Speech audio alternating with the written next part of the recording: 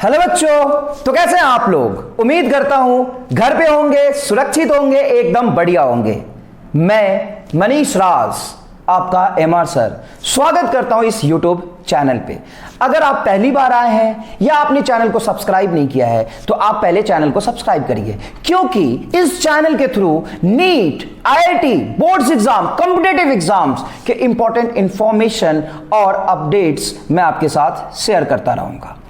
आज हम जिस टॉपिक पे बात करने वाले हैं 90% नीट एस्पिरेंट, स्पेशली मैं नीट के स्टूडेंट के बारे में बात करूंगा। आज 90% नीट स्टूडेंट इस बात से परेशान रहते हैं और हमारे पास आते हैं और सवाल पूछते हैं कि सर, एग्जामिनेशन हॉल में जब हम फुल लेंथ पेपर अटेम्प्ट करते हैं तो हमारा पेपर कंप्लीट नहीं हो पाता। क्यों? 3 घंटे में पेपर नहीं कर पाते हो? नहीं सर, 3 घंटे में पेपर हमारा छूट जाता है पोर्शन, और पेपर छूट जाता है ये दिक्कत वाली बात नहीं है सर। पेपर में कुछ आसान सवाल होते हैं ना, वो अनअटेम्प्टेड रह जाता है, ये प्रॉब्लम है सर। निगेटिव मार्क हो जाता है, सिली मिस्टेक्स हो जाता है, आसान सवाल जो मैं कर सकता हूं वो गलत हो जाता है। और कुछ ऐसे सवाल जो एग्जाम में बैठ के दिमाग भी नहीं आता इसको कैसे करना है, जब घर पे आता हूं ना तो घर पे आराम से सॉल्व हो जाता है। सर आप बताओ क्या करना चाहिए? तो आज मैं आपको यही बताऊंगा, स्ट्रेटजी डिस्कस करूंगा आपके साथ, how to solve full length paper in examination hall. मैं आपको कंप्लीट एक प्लान बताऊंगा, जिस प्लान को आपको पहले प्रैक्टिस करना है, फॉलो करना है। घर पे बैठ के 3 घंटे का पेपर अटेम्प्ट करना है फिक्स टाइम इंटरवल में। इन नंबर ऑफ टाइम्स मेरे प्लान को फॉलो करो और फाइनली जाके एग्जाम में एग्जीक्यूट करना, आपको पहले ही फायदा दिख जाएगा। क्या फायदा होगा इससे? ये मेरा गारंटी है कि तुम्हें फायदा होगा, और फायदा ये होगा कि तुम्हारे सिली मिस्टेक्स कम हो जाएंगे और टाइम से पहले पेपर कंप्लीट कर लोगे। बस आज मेरे प्लान्स को, मेरी जो स्ट्रेटजी है जिसको मैंने भी फॉलो किया है अपने एग्जाम्स में, उसको आप फॉलो करो। उससे पहले उसको पहले सुनो, वीडियो को पूरा देखो, एक एक सेकंड वीडियो को देखो, ढंग से सुनो और उसको लिख लो पेपर में कि ये काम मुझे करना है। और फाइनली घर पे बैठ के 3 घंटे का पेपर अटेम्प्ट करो और मुझे कमेंट बॉक्स में बताओ कि तुम्हें फायदा हो रहा है नहीं हो रहा है। भाई टाइम से पहले पेपर कंप्लीट करवा दूंगा तुम्हारा मैं। क्लियर है? तो आज मैं वही प्लान आपके साथ डिस्कस करता हूं। उससे पहले, प्लान डिस्कस करने से पहले एक छोटा सा एग्जाम्पल आपके सामने रखता हूं। एथलीट्स जब ओलंपिक में दौड़ता है, 100 मीटर की रनिंग हो या 1500 मीटर की रनिंग हो, क्या वो 1500 metre same attitude, same pace के साथ दौड़ता है क्या? नहीं। ये बात तो आप भी जानते हो कि जब वो रनिंग स्टार्ट करता है तो फर्स्ट हाफ तक उसका पेस मेंटेन रहता है, एनर्जी कंजर्व करता है, और लास्ट हाफ में, सेकेंड हाफ में पूरी जान लगा के दौड़ता है, और लास्ट के कुछ सेकेंड में तो बस आंख बंद करके पूरी क्षमता के साथ वो दौड़ रहा होता है। उसका एटीट्यूड डिफरेंट होता है, हर मिनट में उसका प्लान चेंज होता है। वो एक स्ट्रैटेजी लेके आता है और उस स्ट्रैटेजी को फॉलो करते हुए एग्जीक्यूट करता है और रनिंग को कंप्लीट करता है। लेकिन क्या जो उसका प्लान था उसको यहां पे आगे फॉलो कर रहा होता है कि नहीं? 1500 मीटर का रनिंग कुछ मिनट में कंप्लीट करना होता है, कुछ मिनट का रनिंग होता है जो आप देख रहे होते हो ओलंपिक में। उससे पहले आपने जो नहीं देखा है, वो उस एथलीट्स ने 10,000 घंटे कम से कम उस प्लान को प्रैक्टिस करा है, उस प्लान को फॉलो करा है। तो पहले प्रैक्टिस बहुत इंपॉर्टेंट है, क्योंकि जब आप प्रैक्टिस करोगे तभी आपको समझ में आएगा कि प्लान ऊपर से तो समझ आ जाएगा कैसे करना है, बस कर दूंगा, लेकिन जब करोगे ना तो उसमें कुछ डिफिकल्टीज आएगी और फिर उसको धीरे धीरे आप रिमूव करोगे।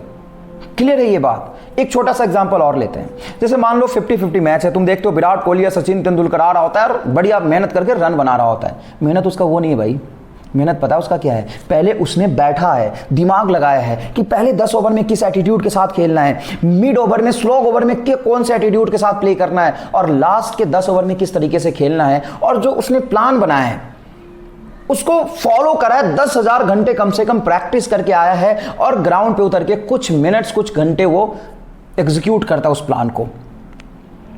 सेम एटीट्यूड के साथ पहले 10 ओवर में, बीच में कुछ 20-30 ओवर में, और लास्ट के 10 ओवर में नहीं खेलता। पहले 10 ओवर में थोड़ा सा अटैकिंग मोड में होता है, मिड के ओवर में डिफेंसिव मोड में खेलता है, और लास्ट में बिल्कुल अटैकिंग मोड में खेलता है प्लेयर। तो जानते हो, आप समझते हो इस बात को कि जब आप नीट का पेपर दे रहे होते हो तो 3 घंटे आप सेम एटीट्यूड के साथ पेपर नहीं दे सकते। आप पता है पेपर उठाते हो और सेम एटीट्यूड से पेपर सॉल्व करना शुरू कर देते हो। तुम्हें बस क्वेश्चन सॉल्व करना है, बैठ के क्वेश्चन सॉल्व करना शुरू कर दिया। ऐसा नहीं है। मैं आपको बताऊंगा कि पहले 1 घंटे, जैसे क्रिकेट मैच में जैसे एथलीट्स रनिंग करता है ना, उसी तरीके से पहले 1 घंटे में आपका एटीट्यूड क्या होना चाहिए। दूसरे 1 घंटे में आपका एटीट्यूड क्या होना चाहिए और उसमें क्या करना है, और तीसरे घंटे में आपका एटीट्यूड क्या होना चाहिए। पेपर टाइम से पहले कंप्लीट हो जाएगा और आपका नेगेटिव मार्क्स भी कम हो जाएगा। तो आज उसी प्लान के बारे में मैं आपसे डिस्कस करूंगा। प्लान बताने से पहले नीट एग्जाम्स के कुछ फैक्ट्स हैं वो भी आपके सामने रख देता हूं मैं। नीट एग्जाम में टोटल 180 क्वेश्चंस होते हैं। 180 क्वेश्चंस को सॉल्व करने के लिए कितना टाइम मिलता है? 180 मिनट। बिल्कुल भी नहीं मिलता बेटा, ये दिमाग से निकाल दो कि 180 क्वेश्चंस करने के लिए आपको 180 मिनट टाइम नहीं मिलता। 180 मिनट्स में आपको रोल नंबर भी फिल करना होता है, OMR भी फिल करना होता है, बेसिक डिटेल्स भी फिल करना होता है, एग्जामिनर एडमिट कार्ड वेरीफाई भी करने आता है। मिनिमम तो तुम्हारा 20-25 मिनट यहां पे जाएगा। मैं 20 मिनट ही मान लेता हूं।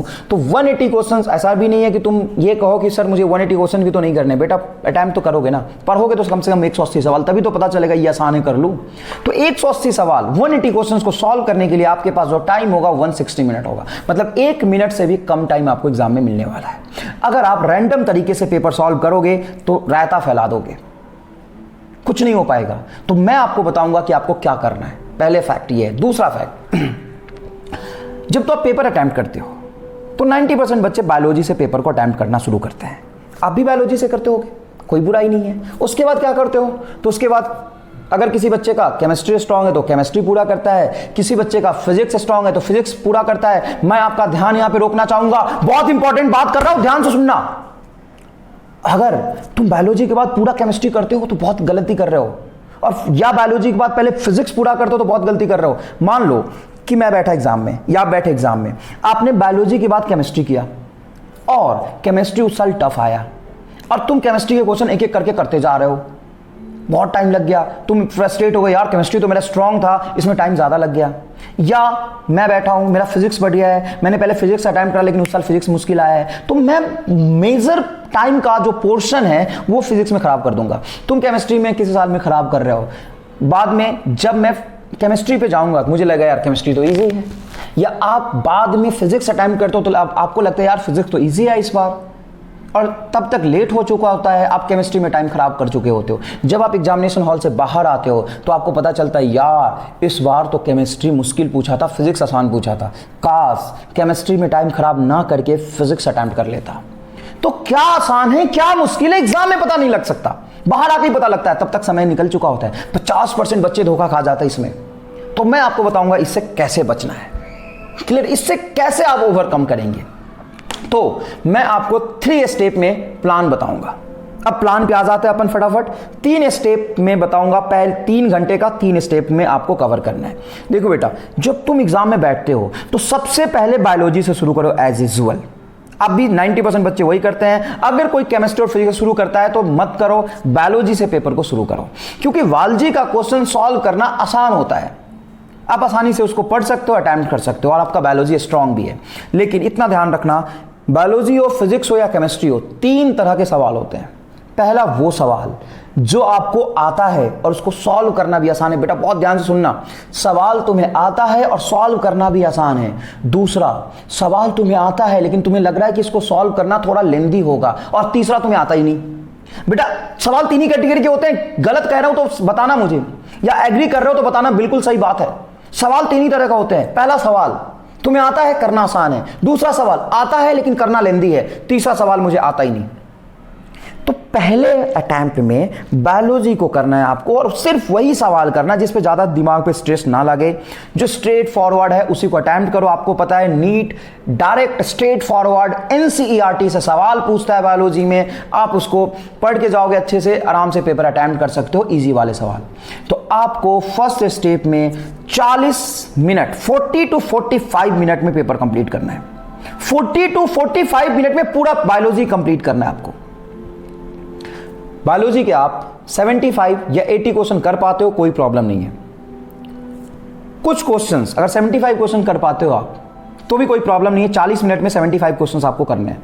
अगर आप 15 क्वेश्चन जो छोड़ रहे हो उसमें थोड़ा सा दिमाग लगाना है, या कुछ 2-4 क्वेश्चन आपको नहीं आ रहा है, छोड़ दो। बिल्कुल भी ऐसे क्वेश्चन में मत फंसो जिसको सोचने में तुम्हें टाइम लग रहा हो। पहले बायोलॉजी कंप्लीट करो, ठीक है। दूसरी बात, केमिस्ट्री पे जंप करो। ठीक है। केमिस्ट्री में तुम्हारा जो एटीट्यूड होना चाहिए फिर से वही होना चाहिए, जो आसान सवाल है, जो तुम्हें आता है और सॉल्व करना आसान है, उसी को अटेम्प्ट करो। तुम्हें आता है लेकिन सॉल्व करना लेंगे, कई टॉपिक होते हैं जो तुम्हें पता है ये मेरे से हो जाएगा लेकिन करना लेंगे, उसको रहने दो। और याद रखना केमिस्ट्री में कि तुम्हें हर 3 सवाल में से सिर्फ 2 ही अटेम्प्ट करना है। इनऑर्गेनिक, ऑर्गेनिक और फिजिकल के थ्योरेटिकल सवाल पहले करो। अगर फिजिकल के कुछ न्यूमेरिकल सवाल है लेंदी, उसको रहने दो। मैंने क्या बोला है? ऑर्गेनिक, इनऑर्गेनिक और फिजिकल के थ्योरेटिकल सवाल पहले करो। इस एटीट्यूड के साथ पेपर करो कि 3 में से 2 ही सवाल हमें करना है। एक छूट भी जाता है जिसमें मुश्किल लग रहा है कैलकुलेशन करना या लेंदी है, मुझे नहीं आता, उसको छोड़ते चलो। और सिर्फ 20 to 25 मिनट में पेपर कंप्लीट होना चाहिए। कितना बोला मैंने? 25 मिनट। 20 to 25 मिनट में केमिस्ट्री कंप्लीट होगा। केमिस्ट्री कितने क्वेश्चन कर लोगे? अगर आप 2:3 के रेशियो से करते हो तो 3 सवाल में से 2 ही सवाल करते हो तो 30 सवाल आप कर चुके होंगे। टाइम आपने लिया है 20 to 25 मिनट। क्लियर है? तो बायोलॉजी में आपने मान लिया, मैंने मान लिया कि 75% क्वेश्चन सॉल्व किया है, तो 75 × 4 कितना हो जाएगा? 300। और इधर आपने किया 30 क्वेश्चन, 25 to 30 क्वेश्चन। क्लियर है? रफ डाटा लेके चलते हैं। 30 क्वेश्चन किया तो 120 से 100 के बीच में आपका मार्क्स आ जाएगा। 110 मान लेते हैं, तो 300 and 110 कितना हो जाएगा? 410 या 420। ठीक है। अब जाना है आपको फिजिक्स में। फिजिक्स में ईमानदारी से बताओ, फिजिक्स को मुश्किल तो मानते हो, लेकिन नीट में जो 45 सवाल आपसे पूछे जाते हैं उसमें से जो 45 क्वेश्चन आते हैं उसमें से 15 क्वेश्चन तो ऐसे है ना यार जो इजी है। तो तुम्हें क्या करना है कि इस एटीट्यूड के साथ पेपर अटेम्प्ट करो। ये मत सोचो कि पहला सवाल क्या है, ये मत सोचो कि 45 सवाल के 45 सवाल आपको करने हैं। ये सोचो कि 3 में से ना सिर्फ एक ही सवाल मुझे करना है और सिर्फ पेपर 20 मिनट में पेपर अटेम्प्ट करना है आपको। 20 मिनट से ज्यादा टाइम नहीं लेना है फिजिक्स में, 20 मिनट में पेपर अटेम्प्ट करना है। आपको देखना है ये पहला सवाल है, नहीं आ रहा, छोड़ दे। 45 सवाल है भाई, अभी 3 में से एक ही सवाल करने का एटीट्यूड रखो। पहला सवाल देख के तुम्हें लग रहा है यार ये तो मुझे याद ही नहीं आ रहा, तो छोड़ दो। दूसरा सवाल देखो, यार ये मुझे याद आ रहा है लेकिन लेंदी है, सर्कल करो, आगे बढ़ो। फिर आ रहा है तीसरा सवाल मेरे से हो ही नहीं रहा, काट दो। चौथा सवाल, ये तो लेंदी है, नहीं हो पाएगा अभी, काट दो। 5वां सवाल, अरे यार ये तो मास्टर ने नहीं पढ़ा था, काट दो, छोड़ दो। सर 5 सवाल छोड़ दे तो हाँ, क्या पता 6ठा और 7वां सवाल बहुत आसान हो और वो हो जाए, 8वां सवाल 9वां सवाल बहुत इजी हो, वो 3 सवाल तुम कर लोगे तो रेशियो तो मैच कर ही गया ना यार। देखो 15 सवाल आसान होंगे लेकिन कहां होंगे ये पता नहीं है। हो सकता है 38, 39, 40, 41 पे 4 सवाल बड़े आसान से दिए हुए हो और पहला 1 से 10 तक बहुत मुश्किल हो, तो तुम फ्रस्ट्रेट हो जाओगे। पहला 1 से 10 तक सवाल देख के मत होना है, होना ही तुम्हें तो फ्रस्ट्रेट। तुम्हें मैंने स्टेप नंबर 1 में सिर्फ ये बताया है कि आसान और जो तुम्हें आता है सिर्फ वही पेपर कंप्लीट करना है। इससे क्या होगा, तुमने कैलकुलेशन नहीं किया तो तुम्हारे दिमाग पे प्रेशर डेवलप नहीं होगा। मैं पूरा आपको प्लान बताता हूं, सुनो पहले अच्छे से। ये मत सोचो ऐसे हो पाएगा क्या, अरे भाई किया है हमने भी, तुम्हारा भी हो जाएगा। ध्यान से सुनो। तो 3 क्वेश्चंस में से एक ही क्वेश्चन आपको करना है। 20 मिनट में आप कर पाओगे 15 to 20 क्वेश्चंस, 20 to 25 मिनट में। अगर आप 15 to 20 क्वेश्चंस करते हो तो 60 to 80 मार्क्स आपका आएगा। 60 to 80 मार्क्स अगर आपका आता है तो टोटल बायोलॉजी, केमिस्ट्री और फिजिक्स मिला के आप अटेम्प्ट कर चुके होगे ऑलमोस्ट 500 मार्क्स का, जिसमें 480 to 500 rough data upon assume करते हैं, ऑलमोस्ट 500। टाइम कितना लिया आपने? उधर 40 and 25 मान लेता हूं मैं, तो 50 and 40 90 मिनट्स। 90 मिनट्स, 1.5 घंटे में आपने 500 नंबर का क्वेश्चंस अटेम्प्ट कर चुके हैं। बताओ 1.5 घंटे में। क्यों? क्योंकि तुमने सिर्फ आसान से सवाल छाट के किए। अब सुनो, इससे फायदा क्या होगा। तुम्हें पता चल गया कि केमिस्ट्री मुश्किल है या फिजिक्स मुश्किल है। तुम पूरे बायोलॉजी, केमिस्ट्री और फिजिक्स से गो थ्रू हो गए, कंप्लीट तुम्हें आइडिया लग गया, पहली बात। दूसरा, तुमने आसान सवाल सारे पेपर के कर लिए। सब्जेक्ट कंप्लीट करना गोल नहीं होता है, आसान सवाल को पहले सॉल्व करना गोल होता है। जो तुमने कर लिया, तुम्हारे निगेटिव मार्किंग नहीं होगा। क्यों? क्योंकि तुमने पहले हाफ में आसान सवाल किए हैं, जिस समय प्रेशर नहीं होता है। बच्चा पता है क्या करता है, मुश्किल सवाल पहले अटेम्प्ट करता है, टाइम खराब करता है, लास्ट में आके समय कम बचता है, उस समय आसान सवाल गलत होता है उससे। तो तुम्हें क्या करना है, तुमने पहले 1.5 घंटे में अटेम्प्ट किया इजी क्वेश्चन, इसकी वजह से वो सवाल गलत नहीं होंगे, सिली मिस्टेक से बचोगे, निगेटिव मार्किंग में नहीं जाएगा। और तुम्हें यह भी पता चल गया कि फिजिक्स मुश्किल है या केमिस्ट्री मुश्किल है। अगर फिजिक्स ज्यादा मुश्किल है तो केमिस्ट्री पहले अटेम्प्ट कर लो। अब क्लियर है? अब 1.5 घंटा टाइम तुम्हारे पास बचा है। स्टेप नंबर 2 ध्यान से सुनना। कभी भी OMR फिल करने का जो टाइम होता है उसको लास्ट में मत रखो, अभी करो। अरे भाई 500 नंबर का सवाल तूने सॉल्व कर लिया है, अभी OMR फिल करो ना। 10 मिनट लगेगा मैक्सिमम OMR फिल करने में। OMR फिल करो फटाफट, रिव्यू लेते जाओ। अगर किसी क्वेश्चन में तुम्हें डाउट था 10 से 15 मिनट लगेगा, OMR फिल हो गया। 1 आवर 45 मिनट आप कंप्लीट स्पेंड कर चुके हैं। अब लास्ट गेम बचता है 1 आवर 15 मिनट का। ठीक है, 500 नंबर का पेपर तुम्हारा हो गया है। 1 आवर 15 मिनट अभी भी तुम्हारे हाथ में है। अब तुम्हें पता है, क्योंकि तुम इस चीज को अगर n number of times practice करके जाओगे तो फाइनल एग्जाम में तुम्हें पता होगा कि यार बायोलॉजी में जो मैंने क्वेश्चन छोड़े वो मेरे से हो सकता है, या केमिस्ट्री वाले क्वेश्चन छोड़े वो मेरे से हो सकता है, या फिजिक्स में जो क्वेश्चन छोड़े वो मेरे से हो सकता है। अगर तुम्हें केमिस्ट्री लगता है तो केमिस्ट्री में जाओ। अब जो मर्जी चाहे वहां से सवाल अटेम्प्ट करो। तुमने जो फिजिकल के सवाल छोड़े थे, जो तुम्हें लग रहा था, जो मर्जी, मतलब ये मत अटेम्प्ट करना, ईगो अटेम्प्ट कभी भी मत करना, ईगो को बीच में मत लाना। एक सवाल जो फिजिक्स में मुश्किल है उसको सॉल्व करके 10 मिनट में 4 नंबर ही मिलेंगे, और जो सवाल आसान है उसको भी सॉल्व करके 4 नंबर ही मिलेंगे। तो एटीट्यूड सिलेक्शन का रखो, ईगो का नहीं रखो। अब केमिस्ट्री में जाओ, जो आसान सवाल है पहले उसको अटेम्प्ट कर लिया था आपने। अब जो आसान सवाल है और जो आपको आता है लेकिन कैलकुलेशन थोड़ा सा लेंदी है, आपको आता है और कैलकुलेशन आसान है वो आपने कर लिया। कैलकुलेशन लेंदी है और आपको आता है वो अटेम्प्ट करो, जो आपको आता नहीं उसको अभी भी छोड़ दो। केमिस्ट्री करो, फिर जाओ बायोलॉजी में, फिर आओ फिजिक्स में। तो यहाँ पे तुम्हें 1 आवर 15 मिनट्स में आधा घंटा लग जाएगा केमिस्ट्री और बायो देखते हुए, क्योंकि बायो में सवाल ज़्यादा तुमने छोड़े नहीं थे। केमिस्ट्री में 5-10 सवाल और हो जाएंगे। तो 30 तुमने 25 to 30 पहले ही कर लिया था। 5-7 सवाल करने में कितना टाइम लगेगा बेटा? 10-15-20 मिनट। और बायोलॉजी में 10 मिनट। अभी भी 2 आवर 15 मिनट का टाइम खत्म हो चुका है, 45 मिनट बचा है। तुम्हें लग रहा होगा सर ये तो कहना आसान है आपके लिए, लेकिन जब करते हैं तो मुश्किल होता है। बेटा मैंने जिस तरीके से बताया है ना, तुम ऐसे ही करो, रिजल्ट आएगा। और अभी टाइम है एग्जाम का, इसको प्रैक्टिस करो। 1-2 प्रैक्टिस में तुम्हें समझ में आ जाएगा कि फायदा हो रहा है। 45 मिनट टाइम है आपके पास। अब करो फिजिक्स, करो अटेम्प्ट वो सवाल जो तुम्हें सच में थोड़ा सा कैलकुलेशन लेंदी लग रहा था, दिमाग लगाने वाली बात थी, उसको करो। अगर वो 10 to 15 क्वेश्चन अटेम्प्ट कर लेते हो, उसमें से 12-13 क्वेश्चन सही हो जाते हैं। अब फिजिक्स में लास्ट के 5 सवाल या 7 सवाल बच जाता है, केमिस्ट्री में 2-3 सवाल बच जाता है। अब उसको थोड़ा सा अटेम्प्ट करने की कोशिश करो। रैंडम देखो कि यार ये टॉपिक मेरा स्ट्रांग है, ये करता हूँ, ये छोड़ देता हूँ। और याद रखना, फिजिक्स में जो क्वेश्चन 3-4 ऐसे होते हैं जिसको करना ही नहीं होता है, अगर उस क्वेश्चन को आप अटेम्प्ट कर रहे हो तो आपका सिलेक्शन का प्रोबेबिलिटी कम हो जाएगा। एग्जामिनर जानबूझ के कुछ ऐसे सवाल डालता है एग्जाम में कि आप उस क्वेश्चन को अटेम्प्ट करो, आपको लगेगा कि मेरे से हो जाएगा, एक बार सॉल्व करो नहीं हो रहा, दूसरी बार सॉल्व करो नहीं हो रहा, तीसरी बार में मान लो हो भी गया तो भी एग्जामिनर का पर्पस सॉल्व हो गया, तुम्हारा समय खराब करवाना था। मान लो एक मुश्किल सवाल तुम 2 या 3 अटेम्प्ट में 5-7 मिनट या 8 मिनट लगा के सॉल्व भी कर लेते हो ना, या सॉल्व नहीं भी करते हो तो भी एग्जामिनर का पर्पस सॉल्व हो गया।